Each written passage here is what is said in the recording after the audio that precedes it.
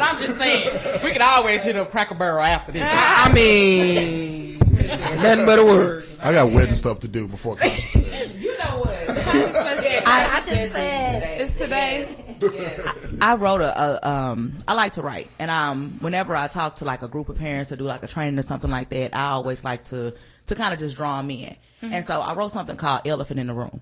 And it's like, I really do think that this is something that we really have to pay attention to, because I tell people all the time, before you check your kid, check yourself. Because your kid is a product of the environment that you create or you allow them to go into. So when it's all said and done, you got to deal with that. You know, if little Terrence acting a certain way, well, what has Terrence been introduced to? Right. So here you go, y'all. That's my brother name. Just to let you know. It sure is. So he be acting up. He be acting up. Right.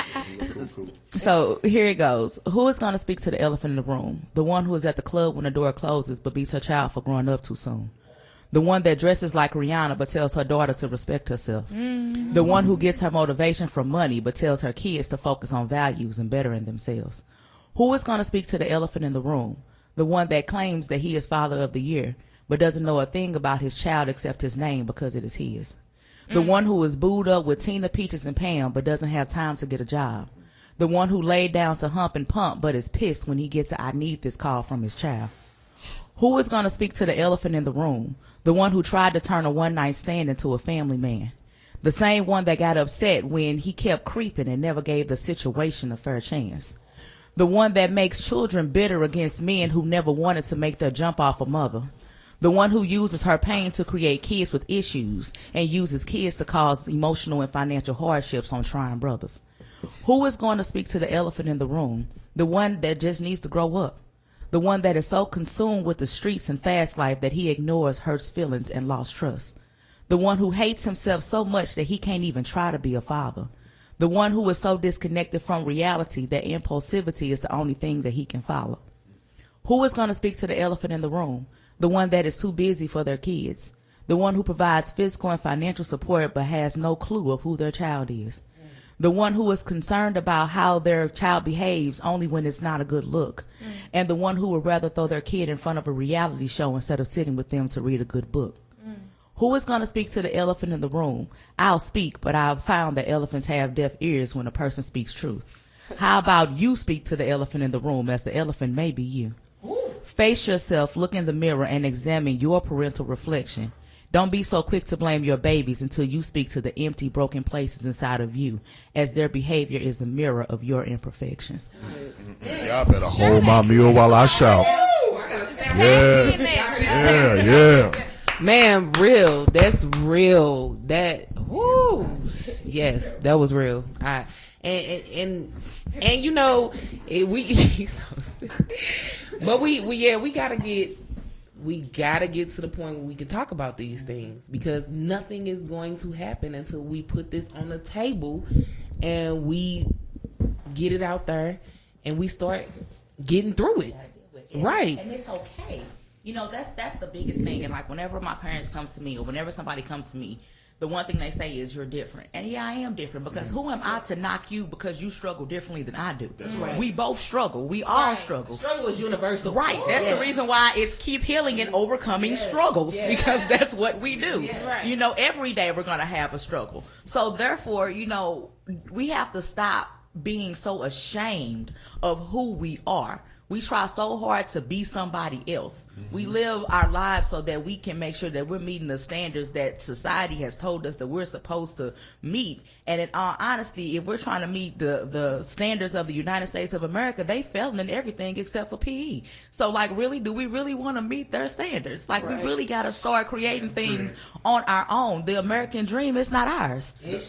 You know, and so it's like, we really need to be honest with ourselves. And if we have a hard time with being patient with our kids, then let's work on that. If we have some issues that happen within our childhood, I say it all the time, if you do not address the issues of your past, they will become the failures of your future. So you have to deal with your stuff. And you know, like I said, before you check a kid, check yourself. You have to realize that there may be some barriers that happened to you when you were younger, and there were some things that you said, I ain't never gonna do this to my child. And then admit, because you didn't learn anything different, that is what you are going to do. You are repeating what was done to you because you know nothing else. And then to work through it is for you to actually take the time to unlearn what you thought was right, so that you can learn the right way to do things. And right may not be everybody else's right, but what feels comfortable with you.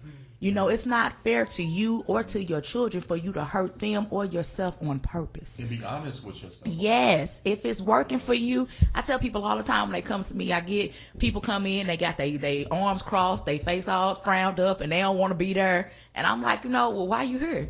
And, well, I don't even know. Well, I mean, I understand that you don't know why you're here, but one, I'm happy that you came. But, let's figure out what's happening for you in life. Is what you doing working for you?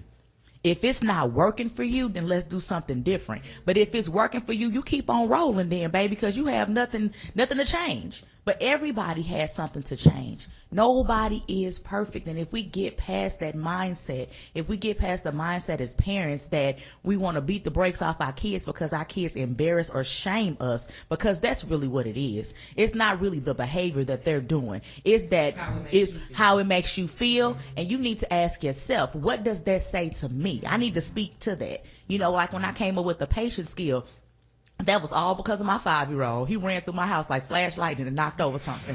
And I looked at him and said, son, why did you do that? And he honestly, the big old eyes, he said, my brain told me to do it. I believe you, son. I do believe you. So I had to stand him up on the chair and look at him eye to eye. Son, here we go. And I had to learn to be patient. Because it's like, I had to pause and think about what was going on inside of me. Why am I having the reaction that I'm having to something that's normal? This baby, 5 years old, he is going to run through my house like flash lightning. You know what I mean? And he is not caring about anything that is around him. So he may bump it and it may fall down. So instead of me taking the time to physically chastise him like some people do, how about I bring him back around, have a conversation. Why did you do that? What was not okay with what you just did? Now you need to go pick up and help me clean up what you just messed up, and then you on about your way, because you understand that for every action there's a positive or negative reaction. And if I do it, then I have to be willing to deal with the consequences that come behind it. And that's important. And sometimes we ourselves as parents, we need to take the time to breathe. Like center yourself, take a couple deep breaths. If you're dealing with your child from a place of frustration and anger, you need to take a step back. I tell my kids sometimes, I'm like, Mama need a time out. I'll holler at you in a minute because you don't want this right now. Just go on. I'll be back. But I wanted to ask. I tell kids me. So that kind of leads me to. That kind of made me think about something. Okay, when we talk about now, a lot of the times, when children do things, parents kind of enable them. They enable them, or they, jump. Just for instance, if a child get in trouble at school, a lot of times the parents are jumping down teachers and principals and everybody else's throat instead of actually correcting their child's behavior. So you have those parents that have these children growing up feeling like not really getting the consequences of their actions. And then they do things like, okay, so they go out here and they kill somebody and they go to jail and it's free Pookie, free Ray Ray, and free Man Man. But this is what you've created, and you're going to constantly not make them responsible for their actions by saying free them for them committing a crime that they knew was a crime. And, that's okay to you. So we have become enablers, or we're raising our children to not really get the consequences of their actions. Therefore, they grow up and they do, these outlandish and, these crazy things. And then we're still there like, okay, they're still not, responsible for that. We want to get them excuses. So I think we got to get out that mind frame of, and I said, I think that even our generation is very feel like they have a sense of entitlement. That's what they call us. Yeah, it ain't got none. Yeah, right. And that's what kills. What you entitled to? You gotta to. work for everything, and you know what? They got a closet full of Jordans. Right. That's what. But right. Yeah, and and that just made me think about something. When I go and visit my friend, my boys and stuff where I grew up at and stuff like that. Cause I'm a lot different than what I used to be. You know what I'm saying? I have responsibility. I've decided to educate myself, not go and get an education. I've decided to educate myself. You know what I'm saying? And just do things differently.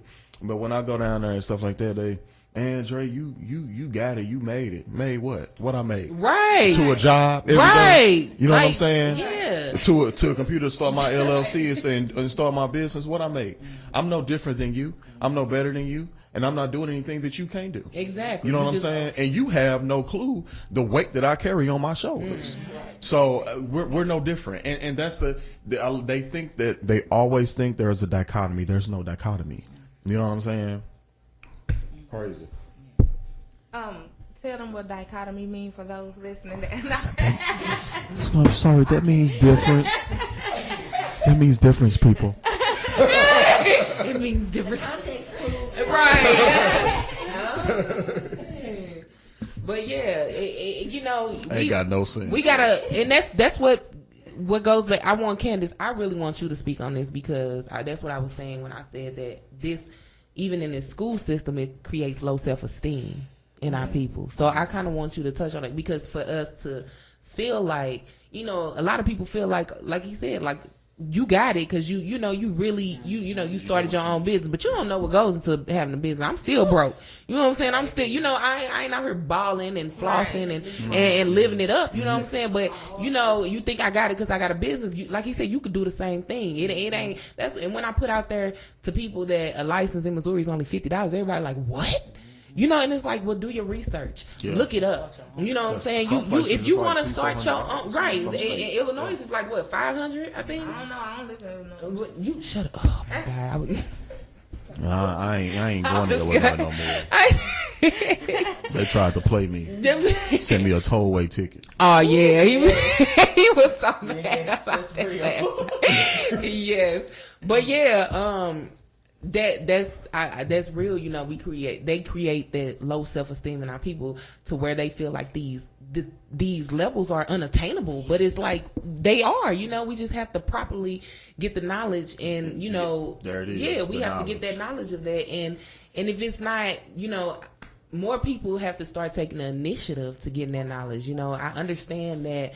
We all should be sharing and giving these things, but everybody doesn't. That's the reality of it. So we have to start taking the initiative to, if you want something, to get out here and do that research. You like you said, different than anybody else that got it. Go to the library, go to where you need to go to look up this information. And just don't be afraid to ask. Yeah, and I'm just going to say, the worst somebody can say is no. Ask another black business owner or ask another organization.